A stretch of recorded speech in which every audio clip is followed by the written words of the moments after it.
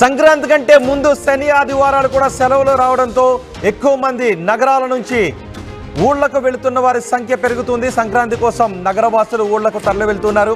దీంతో ప్రయాణికులతో రోడ్లు, బస్టాండ్లు, రైల్వే స్టేషన్లు కిక్కిరిసిపోతున్నాయి. వాహనాలతో రోడ్లు కిక్కిరిసిపోతుంటే ప్రయాణికులతో బస్టాండ్లు, రైల్వే స్టేషన్లు కిక్కిరిసిపోతున్నాయి. మెట్రో సర్వీసుల్లో కూడా భారీగా జనం ప్రయాణిస్తూ ఉన్నారు. ఇటు విజయవాడ వెళ్లే వాళ్ళందరూ కూడా మెట్రోలో ఎల్బీ నగర్ వరకు చేరుకుని సిటీలో ఉన్న ట్రాఫిక్ను తప్పించుకొని ఎల్బీ నగర్ నుంచి ప్రయాణాలు కొనసాగిస్తూ ఉన్నారు. అక్కడ బస్సులను ఎక్కుతూ ఉన్నారు. దీంతో మెట్రో సర్వీసులు కూడా కిక్కిరిసి నడుస్తూ ఉన్నాయి.